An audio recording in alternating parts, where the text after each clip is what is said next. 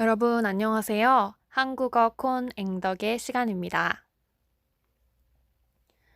오늘은 주말의 마지막 일요일이네요. 지금 일요일 저녁 8시를 넘어서 9시가 다 되어가는 시간입니다. 오늘 서울에는 눈이 왔었어요. 아침에 일어나서 창문을 여니까 온 세상이 하얗게 눈이 와 있었습니다. 올해의 첫 번째 눈이었어요. 첫눈이라고 하죠. 오늘 아침에 첫눈을 보게 돼서 기분이 아주 좋았습니다. 여러분께서도 눈 좋아하시나요? 벌써 첫눈이 내렸나요? 여러분이 계시는 곳은 날씨가 지금 어떨지 궁금합니다. 제가 오늘 하고 싶은 얘기는 외국어를 공부하는 방법에 대한 거예요. 제가 항상 여러분께 오늘 한국어 공부하셨나요? 이렇게 질문을 드려왔었는데 그 공부란 것을 하는 방법에 대해서는 아직 얘기를 해본 적이 없는 것 같아서 우리가 항상 이야기하는 이 한국어 공부, 외국어 공부란 어떻게 하는 것일까? 라는 주제로 이야기를 해보고 싶었습니다. 저는 크게 외국어 공부하는 방법에는 두 가지가 있다고 생각해요. 첫 번째 방법은 외국어 시험을 공부하는 방법입니다.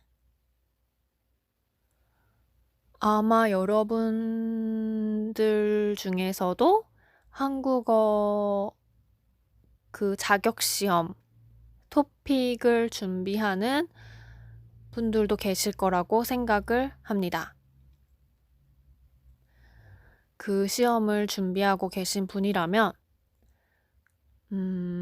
시험을 위한 공부가 어떤 건지 조금은 감을 잡으실 수 있을 거라고 생각을 하는데요.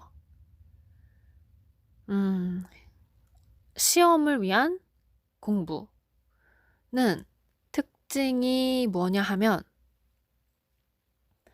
시험 날짜가 정해져 있기 때문에 그 시험이 끝날 때까지 뭔가 괴로움과 힘듦을 참아가면서 뭔가 재미없는 그 공부를 견디는 그런 과정이 아닐까 싶습니다. 시험 공부라는 건 절대 좀 재미가 있기가 쉽지는 않다. 그런 생각이 듭니다. 시험 공부는 그냥 재미가 없는 느낌이에요, 사실. 이제 시험에서 좋은 점수를 얻기 위해서 그 정해진 날짜까지 재미가 없지만 억지로 계속 공부를 하고 있는 그런 상태인 거죠. 그렇기 때문에 날짜가 정해져 있기 때문에 재미가 없더라도 크게 문제는 없는 거죠. 그 시험 날이 지나고 나면 더 이상은 하지 않아도 되는 공부니까 재미가 없더라도 그 시험 날까지만 꾹 참는 거죠. 이런 시험 공부에 대비되는 이 또 다른 공부의 종류는 말하자면 진짜 실력을 위한 공부가 있을까 아닐까 생각합니다. 진짜 실력을 위한 공부는 뭘까요? 음, 지금 제가 드리고 있는 말씀은 다 그냥 저의 개인적인 생각일 뿐이에요. 제가 생각하는 진짜 실력이라는 거는, 음, 그 외국인을 만나서 이야기를 할 때, 그 외국인의 말을 듣고 이해하고, 그 상황에 적합한 그 대화의 주고받음에 적합한 말을 내가 할 수 있는가? 할 수 있다면 그건 진짜 실력이 있는 거고, 그럴 수 없다면 진짜 실력이 조금 부족한 상황이라고 저는 생각해요. 그래서 여러분들께서는 한국어를 공부하고 계시니까 저 같은 한국 사람을 만났을 때 그 한국인의 이야기를 듣고 이해하고 그 대화에 맞춰서 내가 하고 싶은 말을 한국어로 전달할 수 있는가. 그 능력이 저는 진짜 어학 실력이라고 생각을 합니다.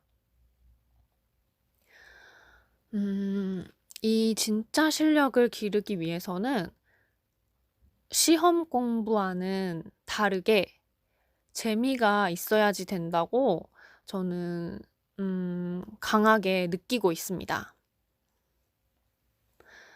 시험 공부는 딱 정해진 시간만큼만 하는 거니까 재미가 없어도 괜찮지만 진짜 실력을 기르기 위한 공부는 재미가 있어야지만 매일매일 지속해서 계속 해나갈 수가 있고 그렇게 매일매일 지속을 해 나가야만 실력이 향상된다고 저는 생각하고 있습니다.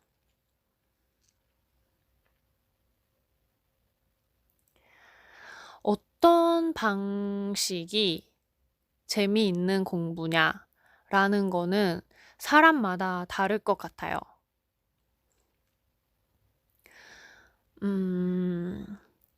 어떤 사람은 이렇게 팟캐스트를 듣는 방식을 가장 재밌다고 느낄 수 있고, 또 어떤 사람은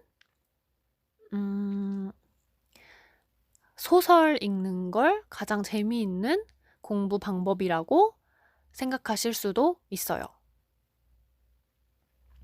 혹은 영화나 드라마를 보는 방식을 제일 재밌다고 느끼실 수도 있을 것 같고요. 또 어떤 방법이 있을까요? 또 어떤 사람은 직접 그 원어민과 대화를 나누는 방식이 가장 재밌다고 느끼실 수도 있을 것 같습니다.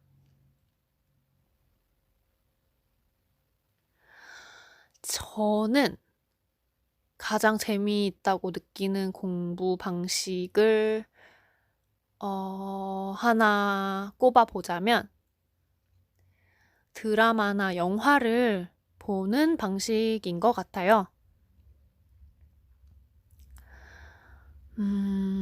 그래서 제가 대학생 때 한창 영어 공부를 열심히 했었는데 그때 그 미국 드라마를 보면서 영어 공부를 많이 했었습니다. 제가 좋아하는 그 드라마를 보면서 그 드라마의 대본을 놓고 배우들이 그 대사를 말하는 걸 듣고 그 대본을 보면서 따라해보고 그런 식으로 공부를 했었던 것 같습니다. 대본이라는 거는 스크립트를 말하고요. 배우들이 말하는 대사라는 거는 그 라인을 말합니다. 대학생 때 제가 제일 좋아했던 그 미국 드라마는 그 Six Feet Under라는 그런 드라마였어요. 그 HBO라는 방송국인가?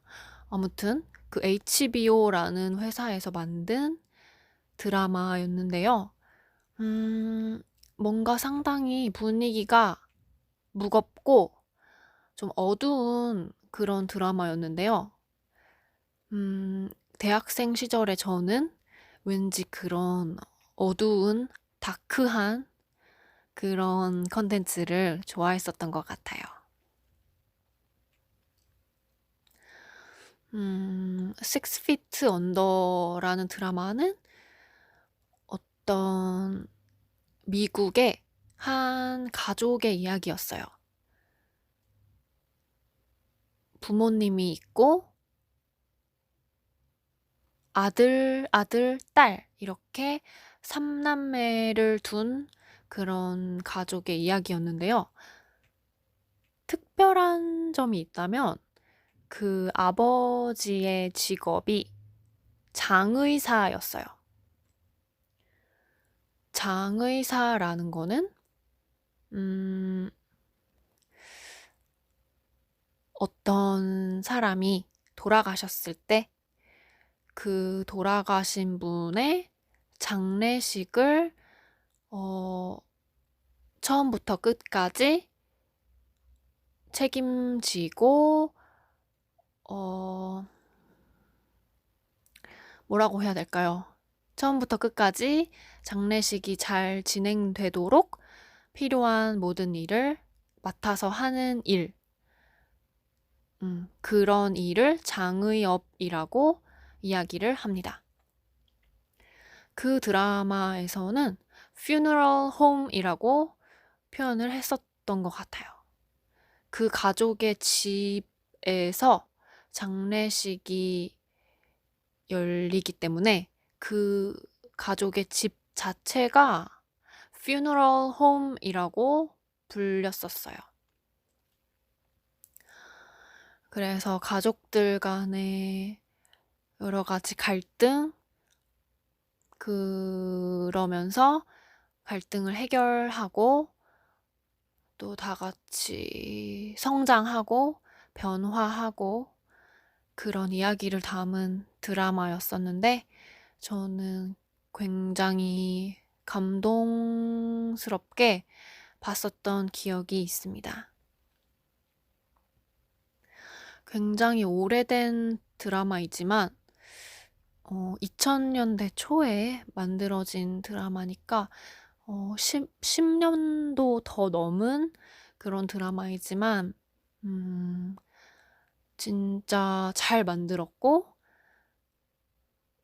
몇십 년이 지난 후에 봐도 저는 그때도 여전히 감동적일 거라고 생각을 합니다.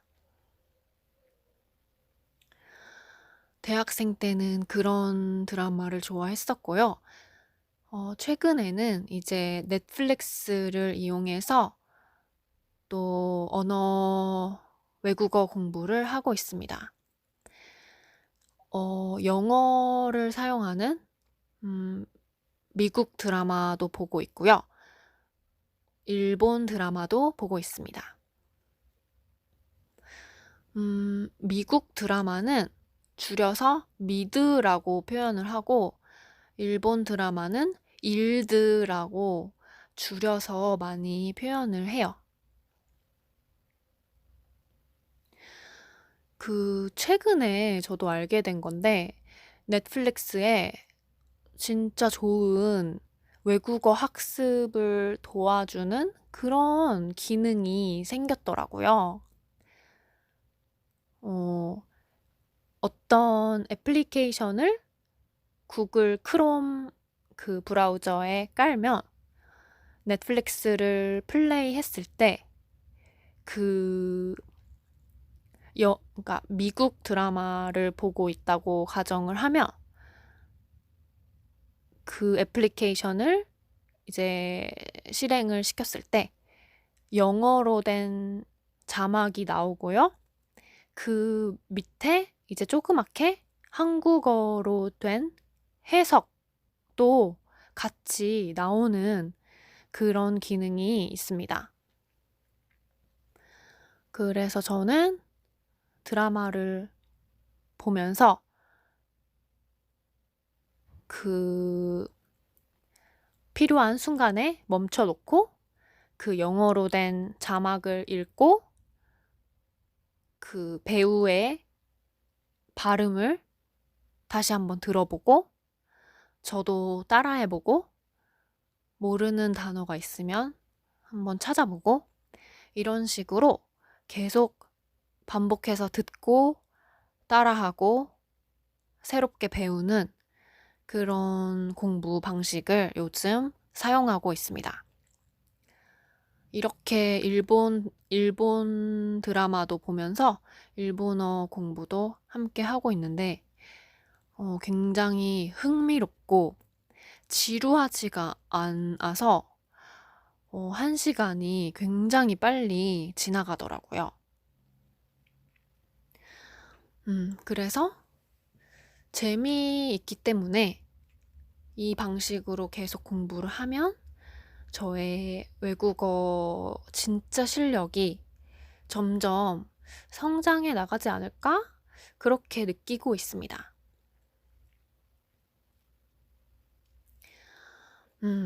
그래서 제가 생각한 외국어 학습 방법은 2가지였죠. 하나는 시험을 준비하는 공부 방법. 그리고 2번째는 진짜 실력을 기르기 위한 공부 방법.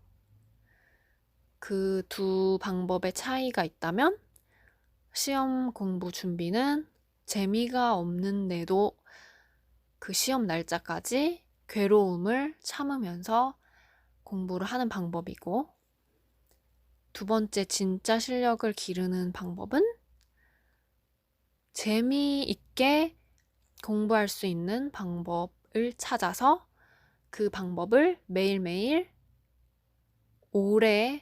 아주 오랫동안 계속하는 것. 그런 말씀을 오늘 드렸었습니다.